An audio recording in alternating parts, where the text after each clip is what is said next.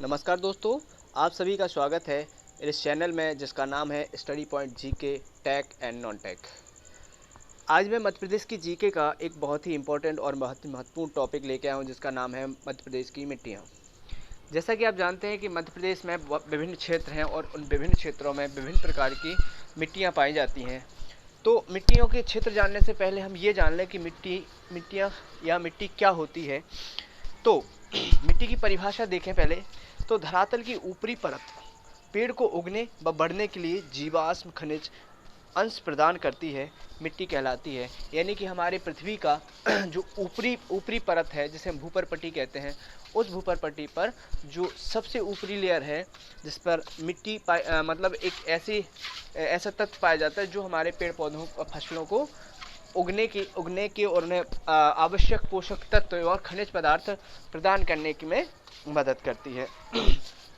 तो मध्य प्रदेश में प्रमुख रूप से 5 प्रकार की मिट्टियां पाई जाती हैं, उनको इस चित्र में भी दर्शाया गया है। कौन कौन सा है ज़रा देखें। तो ये सबसे ऊपर वाला जो क्षेत्र दिख रहा है ये हमारा चंबल संभाग है और यहाँ पर ग्वालियर, दतिया वगैरह ये सब आते हैं और इस संभाग में हमारी जलोढ़ मिट्टी पाई जाती है। और हम जानते हैं कि जलोढ़ मिट्टी मुख्य रूप से तब होती है जब कोई नदी अपने उसको कंटामिनेंट्स को निक्षेपित करती है। तो यहाँ पर चंबल नदी ही इसको निक्षेपित करती है। दूसरी हमारी मिट्टी है काली मिट्टी। अब काली मिट्टी है 3 प्रकार की और 3 क्षेत्रों में अलग अलग प्रकार की मिट्टी यहाँ पर है। तो सबसे पहली है साधारण काली मिट्टी जो कि उज्जैन इंदौर संभाग में है। इसके नीचे गहरी काली मिट्टी जो कि हमारी जिस स्थान से नर्मदा घाटी गुजरी है वहाँ पर ये मुख्य रूप से मिट्टी पाई जाती है। अगली हमारी मिट्टी है छिछली काली मिट्टी। छिछली काली मिट्टी ये रहा जो हमारा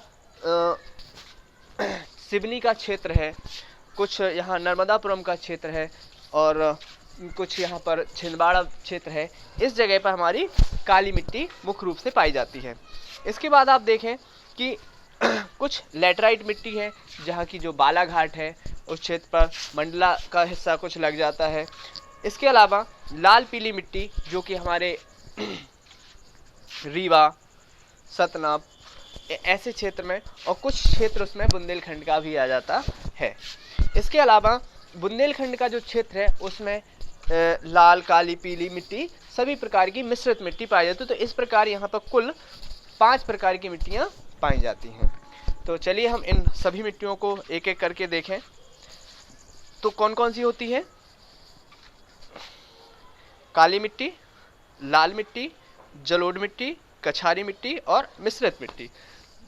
तो संपूर्ण मध्य प्रदेश में ये 5 प्रकार की मिट्टियाँ पाई जाती हैं। और इनसे संबंधित कुछ अन्य तत्व देखें। मध्य प्रदेश में काली मिट्टी सर्वाधिक पाई जाती है। ये क्वेश्चन आपसे पूछा जा सकता है मध्य प्रदेश की जीके में कि मध्य प्रदेश में सर्वाधिक मात्रा में या सर्वाधिक प्रतिशत मात्रा में कौन सी प्रकार की मिट्टी पाई जाती है। तो इसका सही आंसर है काली मिट्टी और 47% क्षेत्र में पाई जाती है। प्रदेश में लाल मिट्टी 33% भाग में पाई जाती है। तो क्वेश्चन ये भी बन सकता है मध्य प्रदेश की दूसरी सबसे ज़्यादा मात्रा में पाई जाने वाली मिट्टी कौन सी है? तो ये हमारी है लाल मिट्टी या लाल पीली मिट्टी है। प्रदेश में जलोढ़ मिट्टी कितनी है? 3% और केवल 3% भाग में पाई जाती है। और कछारी व मिश्रित मिट्टी अल्प मात्रा में भी पाई जाती है। ठीक है, तो अब चले हम अगली स्लाइड पर। तो सबसे पहली मिट्टी हम देखते हैं काली मिट्टी। इस काली मिट्टी के बारे में हम थोड़ा जान लें कि काली मिट्टी में क्या क्या होता है।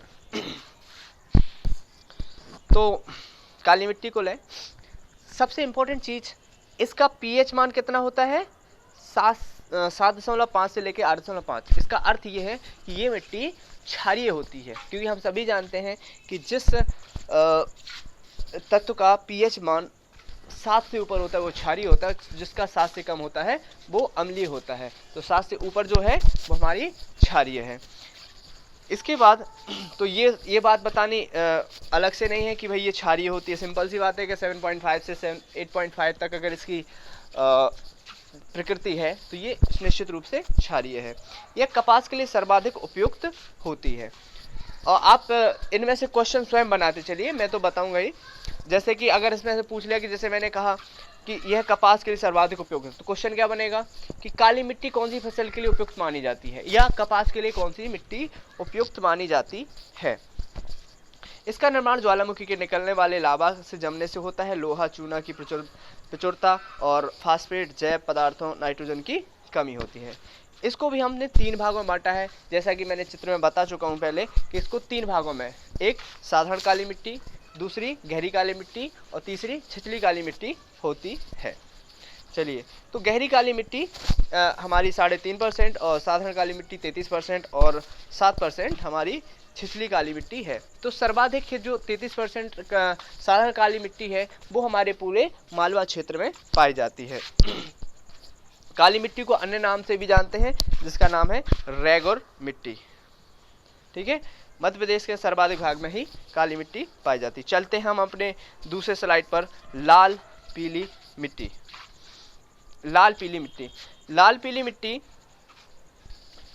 लाल पीली एवं चॉकलेटी रंग की होती है। शुष्क और तर जलवायु में प्राचीन रवेदार और परिवर्तित चट्टानों की टूट फूट से ये बनती है। इस मिट्टी में लोहा, एल्यूमिनियम और चूना अधिक होता है। यह मिट्टी अत्यधिक रंध्रयुक्त होती है, यानी कि पोरोसिटी इसमें अधिक होती है। लाल पीली मिट्टी गोंडवाना सेल समूह से निर्मित है। एक बात और बताते चलें कि हमारा मध्य प्रदेश भी सबसे पुराने भूभाग जिसका नाम है गोंडवाना, उसका ही भाग है। मध्य प्रदेश के संपूर्ण पूर्व विभाग में अर्थात बघेलखंड में पाई जाती है। ये कौन सा क्षेत्र है? बघेलखंड। आप सभी जानते हैं कि ये हमारे जो मध्य प्रदेश है वो बघेलखंड, मालवा, बुंदेलखंड, इन सभी क्षेत्रों में बटा है। तो ये किस भाग में पाई जाती है? बघेलखंड में पाई जाती है। रीवा, सतना, पन्ना, रीवा, सतना और ये सभी, सीधी, सिंगरौली, ये सभी किस में है? बघेलखंड में हो। ठीक है, इसके बाद काली मिट्टी की जो प्रकृति है वो अम्लीय से लेकर क्षारीय तक परिवर्तित होती है, यानी कि इसका जो पीएच मान है 5.5 से लेकर 8.5 तक है, और ये प्रदेश में 33% पाई जाती है, यानी कि दूसरी सबसे ज़्यादा अधिक पाई जाने वाली मिट्टी ये है। चलिए अगली मिट्टी की तरफ बढ़ते हैं जिसका नाम है जलोढ़ मिट्टी। मध्य प्रदेश में सर्वाधिक उपजाऊ मिट्टी। हम जानते हैं कि सर्वाधिक उपजाऊ मिट्टी, आपसे क्वेश्चन पूछा जा सकता है कि निम्न मिट्टियों में सर्वाधिक उपजाऊ मिट्टी कौन सी होती है, तो वो होती है जलोढ़ मिट्टी। क्यों?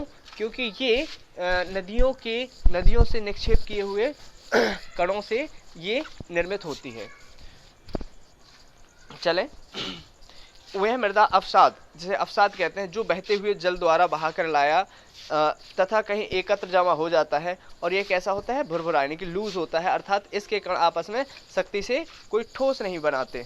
जलोढ़ मिट्टी प्रायः विभिन्न प्रकार के पदार्थों से मिलकर बनी होती है, जिसमें गाद यानी कि सिल्ट कहते हैं जिसे, तथा मृतिका के महीन कण तथा बालू तथा बजरी के अपेक्षाकृत बड़े कण भी होते हैं, जिसका निर्माण नदियों द्वारा बहाकर लाई गई कछारों से होता है। यह मिट्टी मध्य प्रदेश के 3% भाग में पाई जाती है, जैसे कि मैं चित्र में पहले ही बता चुका हूँ। इसमें मिट्टी की प्रकृति कैसी होती है? उदासीन, ना ही ये अम्लीय है ना ही क्षारीय, यानी कि इसका जो पीएच मान है वो कितना होगा? 7 होगा। बहुत ही इंपॉर्टेंट चीज़ है ये कि इसकी प्रकृति कैसी है? उदासीन है जलोढ़ मिट्टी की। इस मिट्टी में गेहूं, गन्ना, सरसों आदि फसलें सबसे ज़्यादा उपयुक्त है, और यह मिट्टी हमें पता है ये चंबल संभाग में पाई जाती है, यानी कि मुरैना, ग्वालियर, शिवपुरी क्षेत्र में पाई जाती है। मध्य प्रदेश में जलोढ़ मिट्टी मुख्य रूप से 3 प्रकार की पाई जाती है। एक आपकी होती है बांगर, पुरानी जलोढ़ और भाबर। तो ये 3 प्रकार की मिट्टी है। चलिए अगली मिट्टी की ओर बढ़ते हैं जिसका नाम है कछारी मिट्टी।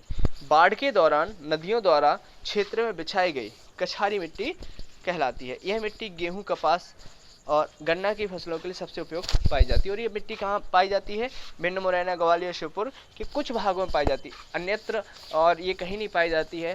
ये मुख्य रूप से इसी क्षेत्र में पाई जाती है। चलते हैं अगली मिट्टी की ओर। मिश्रित मिट्टी। मिश्रित, इसके नाम से पता चल रहा होगा कि मिश्रित का मतलब बहुत प्रकार की मिट्टियों का ये मिश्रण है। कहीं भी एक प्रकार की मिट्टी नहीं है। थोड़ी दूर आप चलेंगे काली मिलेगी, लाल मिलेगी, बालू मिलेगी। तो इस प्रकार की बहुत सारी मिट्टियाँ मिश्रित होती हैं, और यह मिट्टी इस मिट्टी में लाल, पीली, काली का मिश्रण होता है, और यह मुख्य रूप से बुंदेलखंड क्षेत्र में, कहाँ पर? बुंदेलखंड क्षेत्र में पाई जाती है। मुख्यतः इस मिट्टी में मोटे अनाज उगाए जाते हैं। इस मिट्टी में नाइट्रोजन, फास्फोरस और कार्बनिक पदार्थों की कमी होती है। यह मिट्टी मध्य प्रदेश के निम्नतम बाहों में निम्नतम क्षेत्र में पाई जाती है, यानी कि सबसे कम जो मिट्टी पाई जाती है वो मिश्रित पाई जाती है और ये क्षेत्र बहुत कम है। ठीक है, तो यहाँ पे हमारा ये टॉपिक समाप्त होता है। इससे संबंधित बहुत सारे क्वेश्चन बनते हैं कि मध्य प्रदेश को मिट्टी के आधार पर कितने क्षेत्रों में बांटा गया है, तो इसका आंसर है 5। सबसे ज़्यादा मिट्टी कौन सी पाई जाती है, तो काली। दूसरी सबसे ज़्यादा मिट्टी कौन सी पाई जाती है, तो हमारी लाल पीली मिट्टी सबसे अधिक पाई जाती है। इसके बाद अगर पूछा जाए कि काली मिट्टी का जो प्रकृति है वो कैसी है, तो हम बताएंगे क्षारीय। लाल पीली मिट्टी का वो कैसा है प्रकृति, तो इसकी जो प्रकृति है वो अम्लीय से लेकर क्षारीय तक बदलती है। अगर पूछा जाए कि हमारी जलोढ़ मिट्टी का प्रकृति कैसी है, तो हम बता सकते हैं कि इसको उदासीन होता है। तो इस प्रकार के क्वेश्चन बहुत सारे बनते हैं जो किसी भी एग्ज़ाम के लिए बहुत ही ज़्यादा महत्वपूर्ण होते हैं। Thank you very much. मिलते हैं अगली वीडियो में, तब तक के लिए थैंक यू, बाय।